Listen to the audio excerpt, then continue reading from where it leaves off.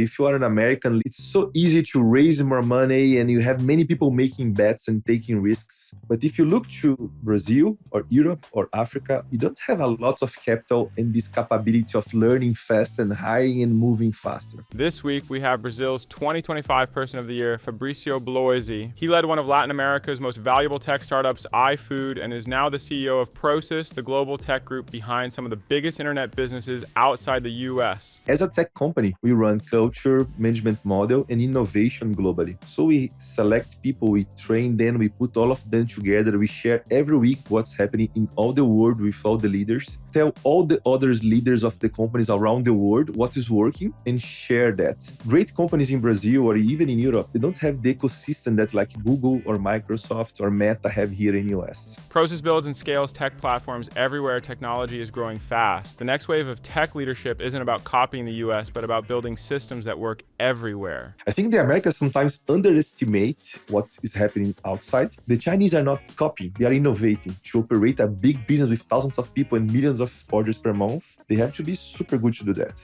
I'm Enrique Dubugras, and welcome to HD in HD.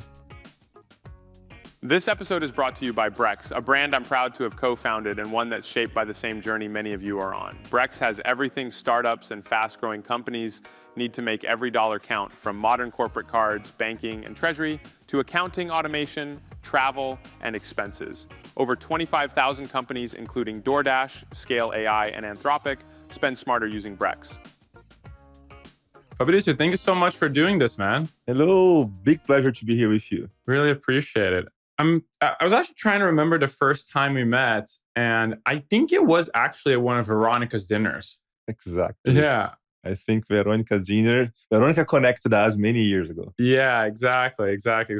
And, I remember because iFood was just, I guess, kind of starting out. And I remember asking him about it. It's like, it's like one of these like 7 businesses that we do. And it came from this like other mobile company, and I was like, oh, wow, this guy can do a lot. This is like a real serial entrepreneur. Yes. Now I'm doing like 120. So that time was just 10. So it was easy. But maybe take us a little bit for the story, right? Like, how did it all start out? Yeah. Actually, I'm the founder of a company called Movile. So I'm from Bahia in Brazil. I traveled to São Paulo, studied computer science, and created this company just when I graduated called Movile. And we were doing mobile content, so services in mobile phones. How did that start? How did you have that idea? Like, was it your first job after college? Yes. I never worked in another company that was not the Movile and everything we did before. And in Bahia, I was always passionate about Bill Gates' story and how he created Microsoft and computers and computer science. I'm a programmer since I was 8 years old. So I always had this dream of I'm going to create a very big global tech company since I was 14, 15. Wow. Then I moved to São Paulo to study computer science. I created my company, but the idea was not specifically mobile content. I started iterating and having ideas, and I said I'm going to create a very big company. And I think 1 year after, everything started on mobile, but by that time it was like SMS and WAP, this kind of thing. So maybe give us some context of like, what was the technology? What year is this? Yes. What was the technology going on at the time? It was around 2000. Mobile by that time, it was sending text message and receiving a ringtone, or participating in a chat, or a dating app, or receiving news in your mobile phone, text news. For those who are younger, like maybe explain like why that happened. Like how were phones back then, and like what were people liking these things? Like phones only did one thing, talk. And then by 2000, there was this disruptive, crazy technology where now you could receive some kind of text in the phone, but like 150 characters. So really a short message. And then I started the whole business doing that. It was like Twitter before Twitter. Exactly. Actually, Twitter was 150 because SMS was 150 characters. Oh, really? I didn't even know that. Twitter started more or less the same time. Oh, a few years later. Yeah. And then Twitter started on SMS. That's why Twitter has the limitation. Oh, I didn't even know that. So since you gave the Twitter reference, that was the idea. We send messages and content and news, everything on short messages in the phone. And this company, it's funny, today the company is very big. Like, I don't know, we have 40,000 people in total in Prosus, and iFood only is like 9,000 people. But by that time, we were like 5 or 10 people. We started without money, without venture capital. So it was like work, sell something, get some money, and create some products. And many people think, so I have an idea and I grow. That's not like that. I almost bankrupt many times. I really didn't have any money besides like keep the company running. And it took a few years, but after a few years, we started to really learn how to develop and to innovate and create products. And we started to grow a lot in the mobile content. What was the first product that like blew up? I think it was around ringtones. Ringtones was something that by that time was super innovative, 2003 or 4. And we had ringtones and chats. So how did people like find out that like about this? Like how did it even work? You had a website and you make marketing, and people went on your website and they did some very innovative thing that is change the ringtone of your mobile phone and put some music there. But you needed to access a website to do that? In the beginning, yes. Oh, interesting. Yeah, that was. And then you just put your phone number and then like, something showed up? Something like that, yes. Okay. And also chat or news. So you subscribe to receive the daily news in your mobile. And how did the billing work? And then you are charged in your mobile phone bill. Oh, so the carrier, the mobile phone carrier. Exactly. So you had to do partnerships with all these carriers? Yes. How did that go? Very difficult. Yeah? Very, very difficult. Actually, the carriers used to take like 80% of the revenue. What? Exactly. Wow. And now, actually, you just described how everything happened. First, we created many products. We started to grow. But I realized I'm not going to get to my $10 billion or $100 billion company if I'm partnering with the carriers, because it was very difficult to grow with the mobile carriers. So after a few years, like the company had like 100 people, it was doing a few $1 million. But I said, it's not enough. I think we are a very good innovation, very good in creating products, very good in culture, but we want to create a global leader. So I need to reinvent my company. And I started to using that knowledge in terms of people, innovation, management model, culture, to build new products where I could create my $100 billion company. And that's why when I met you, I had my first company, Movile, and I started to create many other business to use that knowledge that we had to create business that were much bigger. What were the core capabilities you think you built then? Culture and management model. So we are very good in aligning people in defining a direction and operating the company well as an ambidextrous company, a company that at the same time is very innovative, like a startup should be, but at the same time is very disciplined. So we can manage how we are going to grow, our objectives, really align the whole company, but at the same time be as innovative as a very young startup. So doing this at the same time, running the company well was a core capability. The second one was technology, innovation, and products. As a computer science, I was very focused in creating good products and evolving and testing new technologies. So we used these two capabilities and I started to create new business. And I created many new business in payment, in logistics, contents for kids called Play Kids. We got like, I think, 50, 60 million customers just doing this mobile content for kids called Play Kids. And one of these many companies we created was we acquired iFood, actually. iFood was a 20 people company doing food delivery just like in a small part of São Paulo. So sorry, before we go there, because iFood, I know I want to go super deep there. I want to understand all this part a little bit more detail. So sure. How did you say like we were really good at like management? How did you like learn that? You know? I learned the same way we learn the things in the company today, testing, doing it wrong, not being good enough, but studying who are the benchmarks, who are the very good companies, and then going there, talking to them, learning, and improving our own company. So it's funny to talk about that because today we are known globally because we have a very good management model and culture. But 15 years ago, we were very bad on that. Our conclusion is we have to improve a lot if you want to grow. One of my benchmarks in terms of innovation was Silicon Valley. So I used to come a lot to Silicon Valley to learn. And I really copied the idea of learning fast, iterating, lean. But at the same time, I was a big fan of 3G and Jorge Paulo Lemann and Ambev. So I think we could build a mix between Ambev and a Silicon Valley company. And I think this ambidextrous combination is very powerful. So what are elements of each do you take? Think big, be ready to change completely every year, empower people and put people in the center of everything. Be ready to understand that the world has technology cycles that are going to change completely who are the leaders. So be really open to the new and the innovation. But at the same time, the discipline to set aggressive goals, monitor it in details, and confront the most brutal facts. That's the way we talk internally. It's from a Jim Collins book. I think one of the things we do well is when things are not working, we are very direct. Brazilians are known for being a little, how can I say, soft in the way we communicate.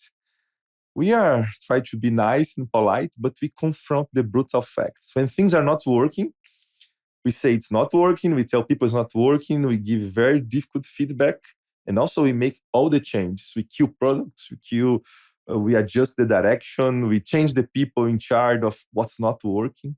So this discipline to say, I know where I'm going, and I'm going to adjust the company as much as necessary until I succeed, combine it to disruptive innovation, that's what makes us started to really grow. And do you think there's something about the kind of like AB InBev model that like doesn't work into tech companies, and something that tech companies do you think, if it were there, probably wouldn't work? I think balancing the ambidextrous company is very challenging. Most of the entrepreneurs that founded a tech company, they are much more like, I'm creative and I don't like the accountants, nor the finance, not the managers, because they prefer to have this flexibility of keeping doing things differently. Most of people in more mature company, they are very good in precision, in planning and delivering what is planned. I think the power of what we have been doing is exactly do both.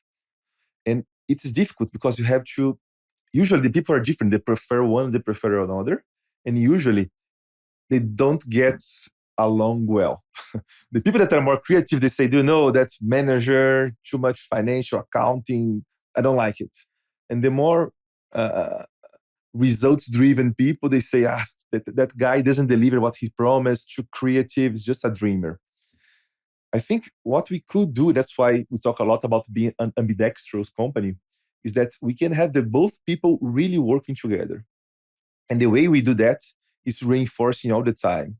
If you are very good in discipline and delivery, we are going to profit this year, maybe next year, but we'll be disrupted in 2 or 3 years.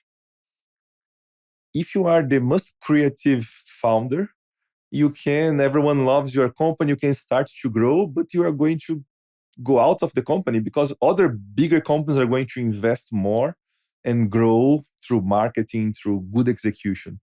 So I try to sell to everyone that we need to be open to different and complementary skills. And I think because we have very good talents on those skills, even that they don't like each other, or they don't think the other, they really cannot act as the other type. When they really work together, we can create success for 20, 30 years. That's what I'm trying to do. Makes sense. Makes sense. I really like this like ambidextrous kind of analogy. I think it like encapsulates well the tension inside like a lot of these Yes. companies. Like, are there any kind of like processes, rituals, or something that you guys do internally that like probably can make this kind of like more tangible? A lot. I think exactly you use the word we use there, the rituals of the company is what creates our competitive advantage. The way we start the year saying, let's think big. And for 2, 3, 4 weeks, we dream very big. We dream how can we be the best company in the world, and we set the bar very, very high. Nothing is impossible.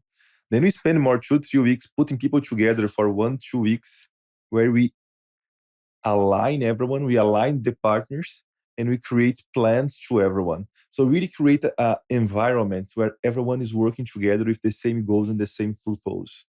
After we do that, lots of discipline to every month, check what is working, what's not working, face the brutal facts. So I think this combination of an environment that values people, put them together, and later have the discipline to make them work well together, even talking about what's not working, and require a fast correction. These elements, first thinking big, have the discipline to cascade, and then monitor with a lot of discipline the execution, create the rituals that to make the company work. That's awesome. So it's like you have this like, the dream big part is like, hey, let's set the bar. Like what would be an example? Is it like a numeric goal? Is it like something like a little bit more subjective? What, like, give me some, like, what does that look in practice, I guess? We are in 2025. Doing that in 2025 means we know the world is going to change completely. We are in the middle of a technological cycle, and the companies that are going to succeed in 3 or 5 years are going to be completely different. So we spend some time asking the best people in the world that talks about disruption to create a vision about the future. Our current vision includes we are going to have agentic companies, we are going to have LLMs predicting how people purchase better than they know themselves. We are going to have embodied agents, life assistants until AGI, agentic organizations until AGI. So we spend sometimes really dreaming about the next 5 years. And after we do that, and the whole team of managers are really seeing the same future, then we really break it down in how we are going to be exceptional in 1 year and in 6 months and in 1 month and then next week. And then the team is really know each other and know the dream enough so we can work separately, each one, because we are a big company now, we have 40,000 people. So we can have managers, each one going to a different country, but they know what's the dream and they can really cooperate. So I think one of the amazing thing of this kind of ritual is to me, what kill big companies are the silos, and each vice president go to his place and do what he want to do because they have the budget, the company is big.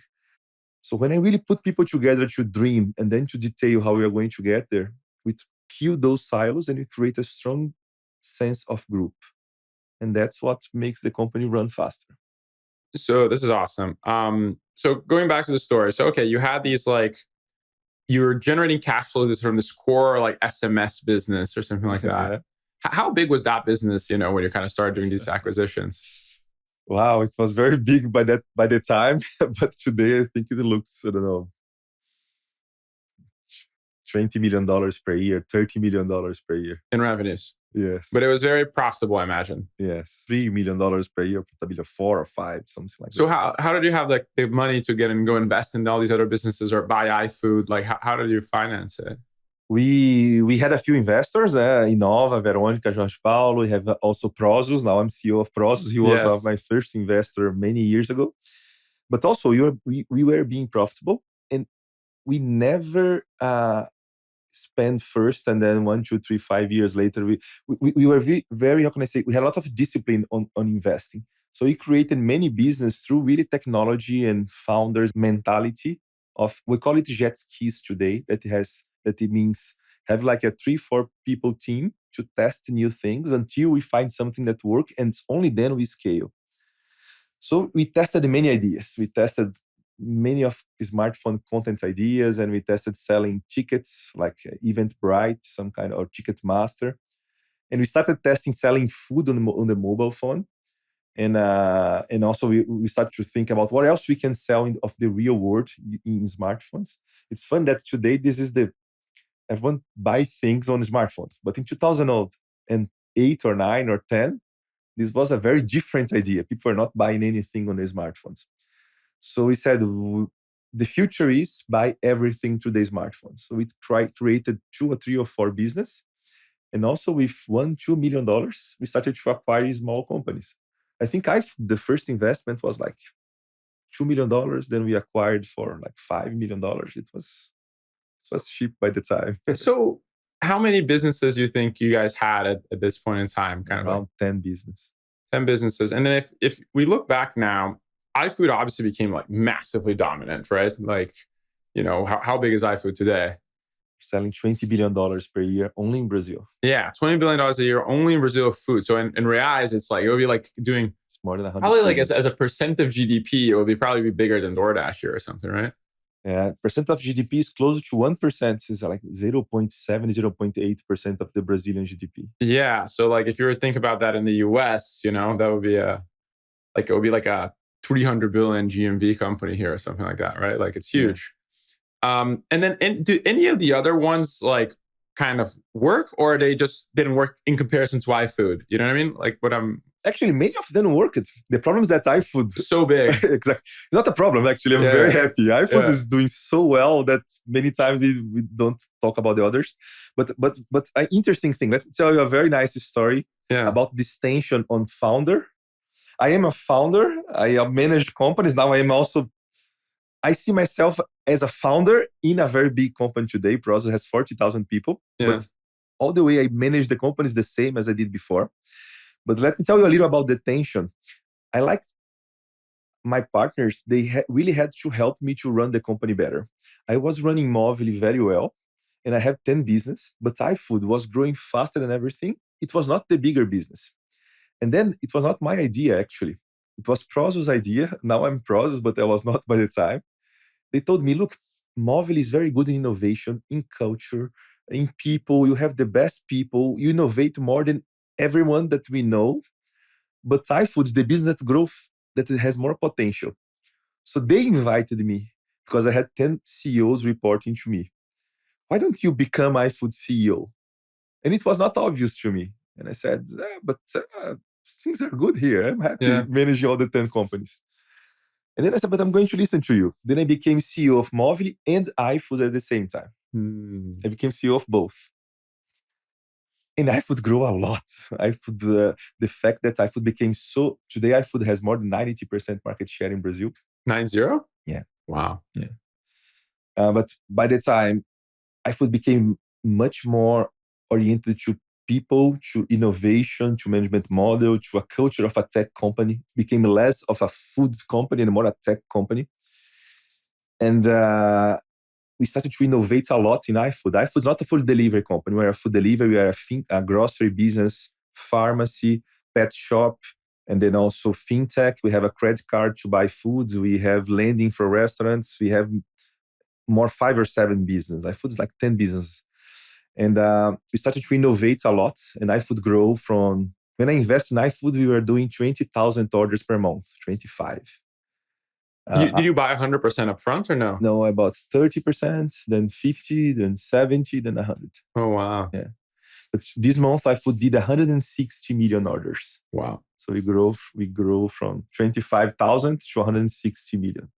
And do you think that iFood did anything different and better compared to the other companies in the Movile portfolio? Or was it because you were more involved in the end? Like, I remember you guys were in some pretty big categories, and iFood obviously like became super dominant. The other ones, there were other players that kind of did super well. Like, what do you think, what were the learnings?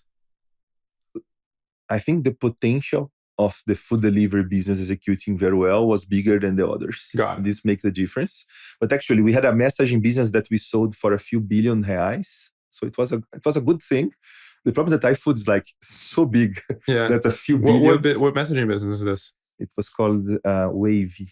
Wait, what did it do? Messaging like in the beginning, short message, then WhatsApp. So it connects companies to their CRM through messaging. Ah, okay. So you sold that to whom? Forgot now the name of the company. Yeah. But we sold then. First we merged, and then later we sold because the company IPO became public. But it was a success story. Wow, super success. Yeah, we got a lot of money. We sold in the end. We became shareholder of a public company. In the end, we sold those shares like, I don't know, a few years ago. But we made a lot of money there. We had a payments company called Zoop and another company called Simpla. That is the number 1 company for events in Brazil. So if you buy... It became the number 1 events? Yeah, events, exactly. So this company, both of them, today, we merged Movile with iFood and they are part of iFood now. We did it like last year. But both of them are very successful and big companies and good companies. So it's just the comparison to iFood that is the hard part. These 2 companies are super good. Yeah. And we have others. We have PlayKids with 50 million users. In the end, we merged them with another company doing the same thing in US. Forgot the name too. You see the problem of the size of iFood. Yeah, but we had like 5 or 6 of the 10 companies, 5 or 6 did well, but one became multi-billion-dollar business is iFood. So you think it wasn't like an execution difference? It was just the kind of like core business quality and potential. I think the execution of most of them were very good. Makes sense. But how I see that, I think the way that you describe it is great. There is difference in the potential for each business. But at the same time, because we executed very well 10 different bets, we also increased the chance of succeeding in many of them and increase the chance of having like a real big winner. So I really believe that the quality of the execution makes the whole difference, but it's not enough. I think that's the conclusion. And I guess like, how do you trade off like the traditional management idea that you need to have focus with this idea of like diversifying your bets? Amazing question. And I think this is part of the management model and the culture that we have. How do we talk about that? We have to, when we are scaling a business, to prioritize 5, 7, 10 things, and the whole company should know what are the priorities. Having discipline and showing clearly the priority and showing to everyone makes like everyone work together. Many times, 1 or 2 of these 10 goals is to innovate or experiment. Inside this goal, the mindset is different. Let's do 100 hypothesis tests. But they are usually 1, 2, 3, 4 weeks of work. They should be cheap, fast, get numbers, conclude something, and you are open to completely change your direction. So we call it jet skis, like testing things fast. So we have like a boat or a big boat, and it moves slower. We cannot like do crazy things. But we can always have smaller groups with like usually 2, 3, 4 people that we have hypothesis, we test, we execute, and we learn. So when we describe this way, you can see that if you are in the phase of discovery, you should open your mind, test many things, and learn. But the most important thing is to learn. When you learn what works, then your mind has to shift to, now I have to scale. So I have to reduce the number of priorities, reduce, focus much more, put a different kind of people on scaling, talk about marketing and finance. At the same time that we are scaling, we always have some goals that are keep innovating. And inside these goals, test 100 things very cheap, very fast, and learn fast. But then how do you deal with the like dependencies of the, I guess the test? Because I imagine like, you guys are going to build some new thing to test on iFood, like some other team needs to like coordinate for like dependency because some other systems involved and blah, blah. And then that person, like, how do you like deal with like all that? That's why the magic I said on balancing an ambidextrous culture. What you just described is related to a more mature company. If you need to innovate and iterate, just like a startup, you cannot have dependence. That's why we call it jet skis. We create a 5-people team. They can use the data, but they cannot change or commit the main systems. They cannot change the main product. Sometimes to have the kind of flexibility, if you need to do something with the main product, we say, this jet ski is the owner of a city. So iFood has 2,000 cities. It's quite common that we take 10 of them and we say, these jet skis run an app that only runs on this city. And then they can do whatever they want on that city. So to be fast and innovate, kill the dependence and let people be entrepreneurs and test and make and fail until they find what works. Oh, very interesting. Okay, so you think about the system already so these bets can be completely independent. They are like a startup. You put 5 people and they can do whatever they want until they succeed. And they are going to fail 20 times before they succeed. And it's okay. Yeah, very, very interesting. But they cannot touch the billing system. They cannot touch the marketing systems because this one, you need the kind of discipline in the machine. Exactly. Very, very interesting. This episode of HD and HD is brought to you by a brand that's close to my heart, Brex. When we started Brex, it wasn't just about creating another financial product. It was about solving the real gritty challenges that founders and startups face every day. Building something from the ground up is hard enough without having to navigate clunky legacy banks with endless fees. That's why Brex is the financial stack that scales with you, no matter where you are on your journey. From maximizing runway to earning yield on your cash, Brex was designed to make every dollar count. so you can focus on what really matters, building your dream. So whether you're just getting started or you're ready to take on the next big thing, Brex has your back. Check it out and see why the world's most innovative startups like Anthropic, Scale AI, and Robinhood trust Brex. If you look at different industries in Brazil, they kind of became like very competitive. So for example, if you get payments, right? Like you have Stone, you have Pags, you have like a bunch of different companies.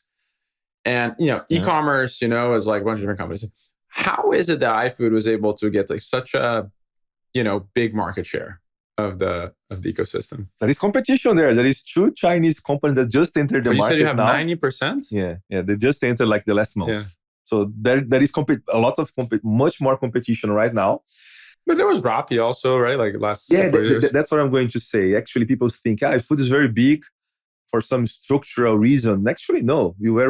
When I invested in iFood, it was very small, and it was like the third or the fourth company in the country. So it was not the number one. And food delivery? Yeah. What was it? What else was there? There was other 3 or 4. Well, what are the names? Restaurant Web was one name. Oh yeah, I kind of remember. Another one was I forgot, but there was many others. And then we executed well. We have the entrepreneurial behavior that makes companies grow faster. Passionate people working a lot, testing a lot, learning a lot, having very big goals, sharing the benefit with everyone that are behaving really like owners. And we create this culture of innovating a lot, but have lots of discipline, being aggressive in the growth, aggressive in marketing, and taking care of the customer. So we had 4 or 5 companies. We became the number one. Then Uber decided to enter in Brazil and create a lot of tension for us. Uber is a global leader, but our mindset was we can play against Uber and we can win. And we played very well against Uber. Uber left Brazil a few years later. And when we said less players, then actually Rappi entered, and Rappi raised $2 billion. I don't know if you remember that. I remember SoftBank, yeah. They were like, SoftBank said $2 billion to Rappi to fight iFood. How did you fight that off? Technology, passionate people. I think many people raised lots of money and they started to lose the discipline of spending because it's other people money, it's VC money. We're always a company with an owner. Not only me, Innova, but the mindset of the owner, the mindset of we don't spend money, destroy money. We are very disciplined, and the quality of the technology and the products and the quality of the marketing, I think we really outperformed all those competitors. Then we had a good position in the last few years. Now we have more competition and we are ready to move faster, take more risk, improve products, keep an amazing team. And actually, as you know, now I'm running Prosus. We just acquired Just Eat Takeaway, the biggest one in Europe. We also have one of the biggest in India, Swiggy. We have a big participation in Delivery Hero. So we have now a much bigger thing than iFood. I think we have some Brazilians here listening too. Brazilians sometimes they think we are not good enough. Brazilians many times think that. But the technology we developed in iFood today is being used in many countries in the world. And I'm very excited about that. That's awesome. It's an amazing case. I had Will from Deliveroo on the podcast before. Nice. And it was hard to fight Uber, and like fight DoorDash and all that. And they had some other competitors. But in Brazil, you guys were able to like do it. But maybe let's talk a little bit about how was that transition from iFood to Prosus? Like what happened? I remember just seeing the news. I'm like, what?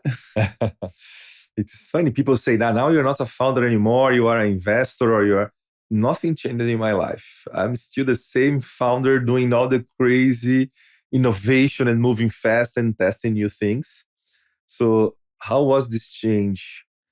It was similar when I moved from Movile to iFood. Remember, I told you that Movile had a better culture and execution and innovation. And I moved to iFood and I rebuilt that. Then I was running iFood for, 7 or 8 years, 7 years. I think iFood is doing quite well. And I was very concentrated in making iFood a $100 billion company. That was our goal. It is our goal for iFood, actually. And then one day, Prosus called me, the board of Prosus, and said, what about come here and run everything? We have like 100 companies. Now we're getting closer to $15 billion in revenue. So it's a bigger company. All around the world, we are a big shareholder of Tencent. That is an amazing company. We have things in India, Europe. And my first reaction is, I am not a portfolio manager that's just like put a $5 million here or 10 there and wait 5 years. But my dream is to create the best tech company outside US, a company that is all around the world and innovates a lot, as good as the best companies in California. I love this dream. And if I can do that in Prosus, I go tomorrow. And the guys told me that, no, we are calling you because we want Prosus to be different a little. So I confirmed that, are you sure? They said yes. Then I took an airplane and moved here a few weeks later. And it was a great experience. I think Prosus, it has been a great experience. Prosus, for me, I'm learning a lot. Now I have business in India and now around Europe and Africa, and really learn about this global scenario. It's amazing. Very few, as you said, Brazilians are running tech business all around the world. You have people from US, people from India, maybe, but Brazilians is very rare. It's a very small group. Yeah. So I'm learning a lot. That's why I'm here, because I can learn and do better. And how would you describe what Prosus is, I guess? So this is not a picture, it's a movie. Let me explain you why, and it connects to your last question. When I arrived, the process was much more managing this portfolio with many investments around the world, little connection, and worse than that, little synergies between all the companies. That was what Prosus was. Today, Prosus is a tech company focusing just 3 regions, that is India, Europe, and Latin America. And as a tech company, we run culture, management model, and innovation globally. So we select people, we train them, we put all of them together, we share every week what's happening in all the world with all the leaders. Everything that works in a small company in India or in Romania or in London, we say, oh my God, this is working well. Tell all the other leaders of the companies around the world what is working and share that. Because we have this, I think great companies in Brazil or even in Europe, they don't have the ecosystem that like Google or Microsoft or Meta have here in US. What I changed the Prosus to be is like a tech company that has a very big muscle in terms of development and innovation. So what we are doing in AI today is like cutting edge AI, as very few companies can do that all around the world. So I transformed Prosus from more of a manager of investments to a tech group that is really betting to operate the best e-commerce in the world through AI and innovate and have a big impact in the products we are creating, the technology we are creating. Culture changed completely. The focus in innovation, in speed, in experimentation, in risk. And I'm very confident we are going to do good things. How do you choose what to centralize and what to leave it at the companies themselves? Great question. What I don't do, I think big companies, they say that's how we operate. We have this process, everyone has to follow. This kill all the smaller companies and kill the innovation and the grit and the passion of the startups. That's not how we do. What we do is we have a big vision of the future. Our big vision requires exceptional execution, exceptional innovation, and exceptional people. When we share this big vision, many of the companies say, wow, this vision is amazing and I can contribute. And the vision includes saying, your company are going to be the best in the world what you're doing. Our technology is going to be the best in the world in how to treat customers or partners or the interface that we are using with the customers or how we use AI. When you have a big vision and start to deliver that big vision, everyone wants to go along because people want to win and want to be part of a winning team. So instead of I say, that's what you have to do, we try to define a vision and invite everyone to run together with us or faster than us and build this vision together. So many of the things that we are doing in the center, the companies are not replicating because we're not making a process and asking everyone to replicate. But a few things I centrally say, for example, being the best in your region in AI is a requirement. But don't come here and just follow the process. You have to hire the amazing people. You have to create your software. But we have all the knowledge open for you. So the best managers, they take all the knowledge, they learn everything, and they run like crazy to be the best, let's say, in India. Some people say, I don't care. And sometimes we own many companies. When the people say, I don't care, we don't try to enforce the process. We change the management. Because I want management that say, I really am going to be the best in the world. And sometimes people ask me, but I'm minority in many companies. There are many companies that we are minority investors. And people say, but how do you enforce that this minority investment, they are going to really have the grit to be the best in the world in something? It's super simple. If your vision is good and you are really pushing for exceptional execution, the best founders, in my experience, they say, wow, that is good. I can have 10% in a company. And if they say what we are doing, what we call large commerce model, how we are using AI to understand better preference of customers, people say, I want to do that. Please open everything to me. We are going to copy that. And if a minority company says, no, I don't want, it's super simple, sell. I don't want to be partner of someone that says, I don't care about how to use the best in the AI in the world. So either way, it works. Would you consider yourself a conglomerate? Is that a fair word to describe you guys or no? I see myself as a tech company. Yeah. That has many tech companies that own many tech companies, and we work together. I guess like my question was because I'm curious if you studied other companies that have similar characteristics, yes. That potentially grew through acquiring or investing in different companies around the world. Have you studied them? What did you learn? What are the other companies that you kind of... I studied many of them. Many of them are conglomerates. I just think that this is an old name for old companies. That's why I don't like it very much. But many of them, first, we are in US. We are today in New York. The model that I'm trying to run work sometimes less here. But I think the market here, if you are an American, listen to us, it's going to make less sense of what we are doing. Because here we have so much capital, it's so easy to raise more money, and you have many people making bets and taking risks. And maybe that's why we have so many amazing companies here in the US. But if you look to Brazil or Europe or Africa or India or even Southeast Asia, you don't have a lot of capital and this capability of learning fast and hiring and moving faster. So being a company that have this ability to test a lot, and when something goes well, you double down or you invest much more.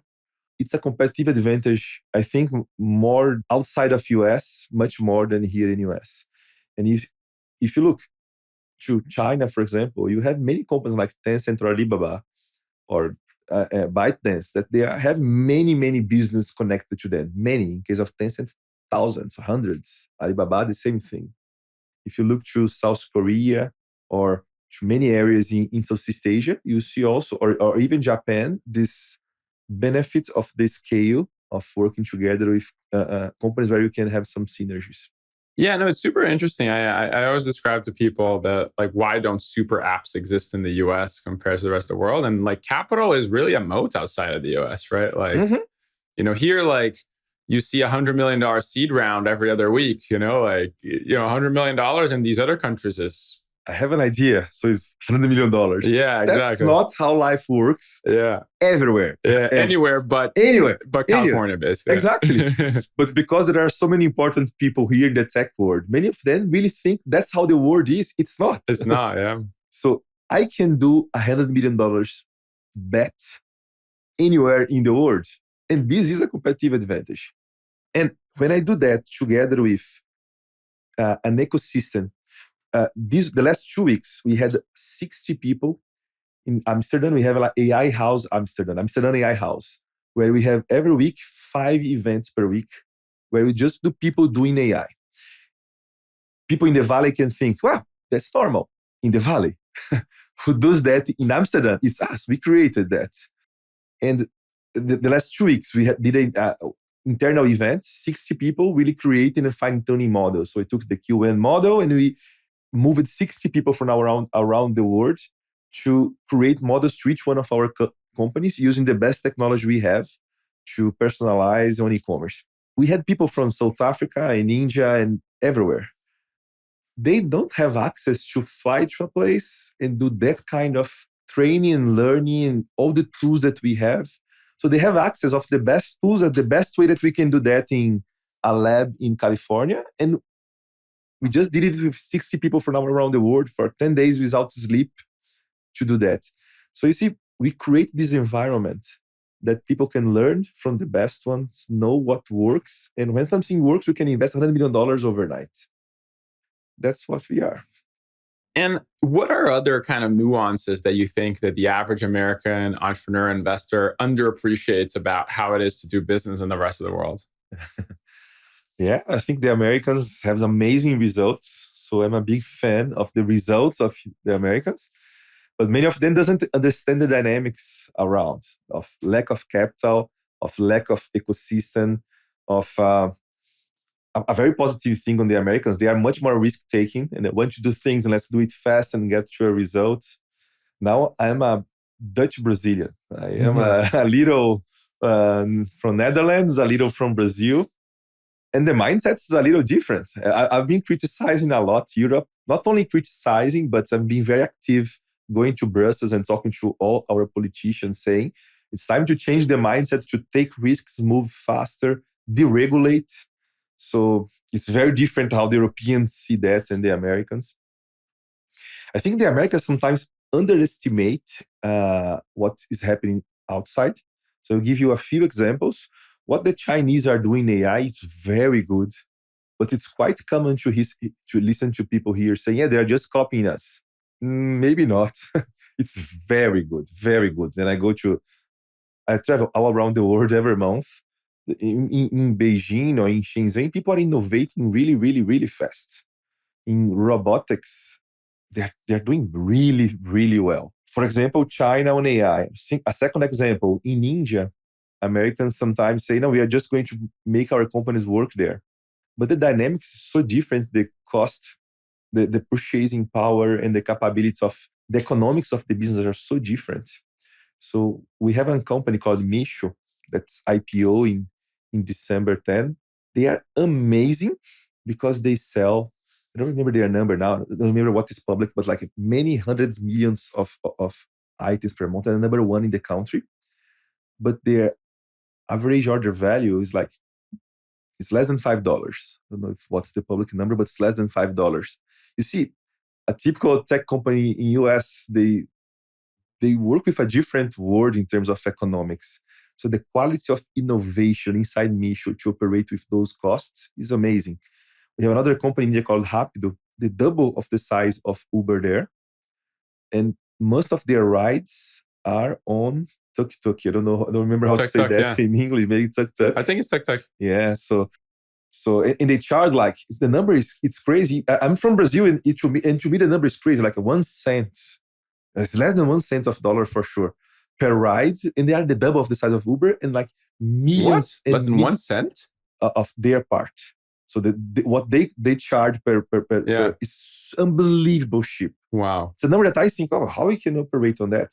So the mindset of operating in a country with 1.5 billion people in the different economics, many Americans doesn't understand this. How this efficient dynamics. You have to be. Exactly, and I'm saying, the Chinese are not copying, they are innovating. And the Indian, they are not just like it's worst. They are innovating to operate a big business with thousands of people and millions of orders per month. They have to be super good to do that. So I think appreciating all of that is... So what kind of business do you think works well in emerging markets? So because like clearly, for example, software and SaaS is like basically doesn't exist outside of the US. But in the US, it's like one of the favorite kind of like, or was at least till this year. But last 6 months, I don't know what is. But let's say for the last 2 decades, like it's been like kind of like a favorite. My intuition is always that like the better ideas in emerging markets, just like really big ideas that are kind of like, they're not niche, they're kind of like core infrastructure for the country. But I'm curious, like, what are your views, and like, when you're looking at an idea outside of the US, like, what are the things that kind of make a good idea? I agree with you of the software SaaS preference here. When over the last 1 year that I'm in Prosus, I also look to that in comparison to what I see elsewhere. I think the scale or the capital, the ability to invest capital in the long term and take risks here makes a very big difference. Because imagine if you are in Europe or in Brazil or in India, many of these software as a service companies, they start operating, they take many years to become profitable. They require you to invest to grow internationally and lose a lot of money during this process. I think US is able to take risks on that and to fund that, take more risks in the beginning, and then bet to expand internationally faster than everyone else. I don't think it's like the technology to do that you have in the valley and don't have in the world. But there is this economics of the capability to invest to create really big winners here that enables US to have a successful business on this area. I think it's also because the US companies pay more for it, I guess, because like labor is more expensive. I heard some argument that like, in India, it's like just cheaper to have like 5 people doing a thing than it is to kind of like do software. Yeah. But I don't know, like, what do you think? I think US, you do software because it's more expensive and you have the ability to scale it in a format that it's going to become very cheap to everyone all around the world. Yeah. Because you're trying to create really a global business. Yeah.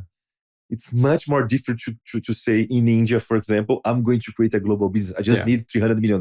Yeah. Like no one's going to give you $300 million in India to do that. Yeah. So I think business that has like a more local connection or requires to interact with the local institutions, it's easier to create local champions.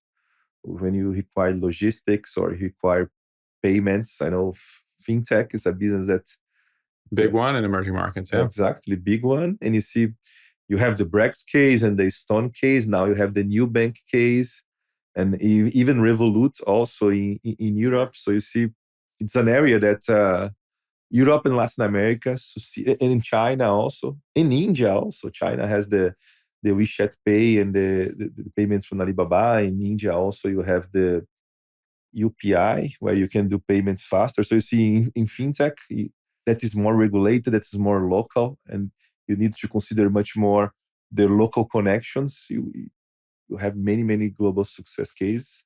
I think in the local commerce, that's an area that we are coming from with iFood. Also, you require to have the local partnerships. The business needs to execute quite well locally. And you have many players around the world doing that well. Yeah, makes a ton of sense. I guess like what's been something that after you joined Prosus that you're having to learn that you didn't have to learn before? Like what's a new skill and capability you're having to acquire for this job now? I'm learning a lot. I think the reason I'm here in Prosus is to learn. I learned a lot in iFood in Brazil to create a very nice Brazilian business. But the beauty of going global is learn a lot. And I learned a lot going to, for example, India and China, because they are innovating in ways that we are not thinking about that in Europe, nor in US, nor in Latin America. So I really learned a lot about India and China. To me, Europe is an amazing opportunity. So I'm very happy to have the opportunity to learn and also to influence Europe. Because, Europe market is more or less the size of US, a little less smaller now. It was the same size 10 years ago. Now it's a little smaller, 15% smaller. But you have $20 trillion in the top 10 companies here, and maybe $500 billion or $1 trillion in the top 10 companies in Europe. So understand what is the work ethics there and what people value and the culture, and understand how to interact with them.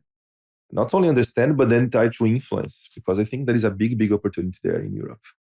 I guess Europe is a good one. Like, what do you think is preventing more kind of like, maybe $1 trillion European company? Well, yeah, I guess Novo Nordisk was almost there, but I think it's not. Which company? Novo Nordisk, the GLP-1. But don't remember their number now, but they're doing well. What's preventing? I think there is an amazing report many people doesn't know here in US from Mario Draghi. We talk. Have you heard about it? It's very, very famous. It's 1 year old now. We call it Draghi report, but there is like another name, like competitiveness in Europe. So, but you could call Draghi report. He was former central banker in Europe, and he write like 100 pages explaining what makes Europe moving slow. And the president of European Commission said, that's my strategic goal, and I'm going to change that. And I think most of the politicians in Europe, they agree we have to change. So a few things. At last, I'm going to talk about work ethics, but like red tape, Europe for 20, 30 years, they said, we have an idea, so let's start regulating. And they put people together in Brussels, and they create rules about that new idea. It's crazy. The way you have to talk about sustainability and AI and reporting on everything and e-commerce, you have so many laws. Many people say this is Brussels' fault. I would say a more polemic thing. Yes, it's Brussels' fault too. But sometimes the European people, they are open to this bureaucracy. Many times I'm in a meeting inside the company, people say, let's check all the regulations. Let's see what is coming. I say, guys, stop regulation. We're talking about creating the future through AI. First, we create the future. Then we understand what is the regulation, how we make it work. Because if you start saying, let's read the red tape before you develop the software, you're not going to create something amazing. So I think there is an excessive, not only in Brussels, but in the mindset on let's model the future before you create the future. I think it's a big mistake. But there is a second thing that maybe I couldn't see it from outside. European Union is amazing, but it's still 27 countries with their own legislation, their own politicians. Culture. Language. Yeah. And then you have on top of that some bureaucracy that say you have to do everything considering the language and culture and requirements of each one of the 27 countries.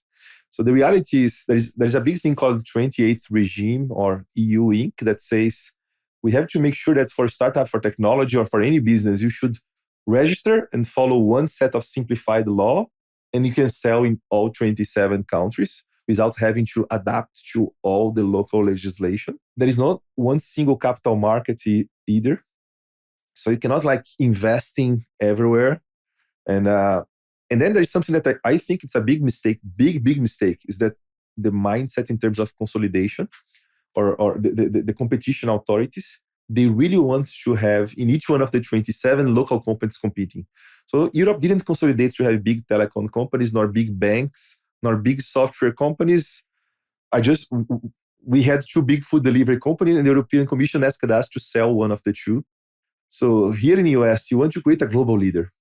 In Europe, the competition authorities ask you to create companies in each country instead of understanding that the competition is not between Italy and France. It's between Europe and US, Latin America, India, and China.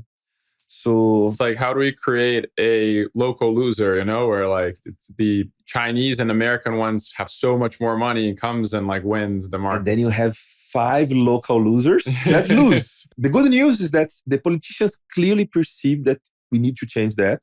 Hope it will be in Silicon Valley speed. And you didn't mention labor law too. That's at least the one I hear the most here in the US, that like labor law in Europe makes it very complicated to hire and fire. And I will get to the work ethics was my last point. Okay. Labor law and labor mindset. Firing is very difficult. Sometimes you have to get to an agreement to the people to fire someone. The people say, no, I don't want to be fired. And then you spend 1 year or debating if they're going to be fired. Yes. Then you have to pay for a lot to the people leave. And then people can think, because you have to preserve the jobs. It's a big mistake because you preserve the job and the company fail. And then the company fire everyone. Yeah. Or the company doesn't grow. So how many jobs we created here in the US because we have very successful tech companies, millions of jobs and trillions in value. And in Europe, you say, no, I'm going to preserve that 5 jobs and the company is not a winner. So there is a work ethics in terms of that, and also a work ethics in terms of really, I think, winning. What we are doing there in Prosus is, let me tell you the good thing there. the level of smart people with very good education talking about disruptive industries and technology is very high. So you have the education to create the future leaders, but you don't have the capital or the work ethics or the competition rules to do that. So, but in work ethics also, sometimes we need to think as winners. If you are in California, you live there, right? I live here. But you used to live there before. Live there, yeah. There is this thing here in New York too, like, I'm going to be the best in the world. 100%. Actually, you can meet a guy with like 25 years and he's going to say, I'm the best in the world on that. And what you have with you now is just me and my partner. And we are the best in the world. Yeah. And this is normal, right? Very normal. This is the default. In Europe, sometimes you have a very different work ethics of like, I have to talk about the regulation and what are my benefits and how I reduce my risk of being fired. So I think sometimes you miss the winning culture. Like, forget the rest. I'm going to be the best in the world because I'm going to work a lot all the time, including nights and Saturdays and Sunday, until I create something that transforms the world. Many times, even companies in Europe doesn't think like that. And I think Prosus is contributing, aggressively saying, we are here to create the leader in the world. And many people is leaving Prosus, and it's part of life if they doesn't fit this culture. But because we are reinforcing so aggressively, that's our culture. Many people is also joining Prosus because they say, that's what I want to build. So I think we are in a moment of the full way is to say, let's just keep working. But we are now in a moment to say Europe has to fight back. Hope Prosus is going to contribute a little with that too. For, any potential kind of, we have a lot of people in finance listening, people who like to buy and trade stocks. I know Prosus is a publicly listed company. If you had to, explain the strategy that you have for the next 5 years of like why someone should be like a Prosus shareholder, like what would that be? Super easy. Prosus today, as many conglomerates, trades on a discount on our net asset values. And maybe because few people didn't see our vision. I think we didn't execute that well the last few years. But what Prosus is today is extremely, extremely exciting. First, we focus in a few regions, as I said, India, Europe, and Latin America, and we're really creating champions there. In Latin America, we have iFood with many companies around. In Europe now, we have Just Eat. We are building an ecosystem around Just Eat. And in India, we have 30 investments. The best tech companies in India is part of our portfolio. But the best thing to me is not only good execution, is how we are really innovating to create the future. So the two things that I'm more excited right now, what we call large commerce model. That means we take all our data and we have 2 billion customers and we train a model, we fine-tune models with all the data. It's a very different way to look how AI changed e-commerce. For example, iFood has 200 models running iFood. Now we take all the data and we train one model that can predict everything. And this is very, very magical. It's a ChatGPT moment where we can understand about our customers, their demands, about how a food delivery customer, what are the demands to travel, for example, and our model can predict that because we have so much data on that. I think the innovation we are doing that is best in class in the world. Also in the agents world, we have today 20,000 agents and we are running agents, for example, to talk to restaurants, partner, customers. And we calculate around 5,000 extra people working in Prosus just because our agents are behaving as regular employees or human beings. So I think we are quite ahead in how to use AI to change our business. I'm very happy with that. At the same time, the company is really every time growing faster, and we are going to deliver a few $1 billion in profits this year and next year. So I think Prosus has been through a big change. And my suggestion is it's still on discount. So better to do it now than to regret later. It's awesome. Fabricio, I know we're at time, but so grateful that you do this. Thank you so much. And it's awesome to see another Brazilian taking over the world. pleasure to be here. Hope to come back to tell. We need a part 2, honestly. Like this exactly. is Let's the part 2 when we are getting back to $200-300 billion. Perfect. So, let's do it. Amazing. Thank you. Pleasure. Thanks to our friends at Atomic Growth for helping with production and distribution.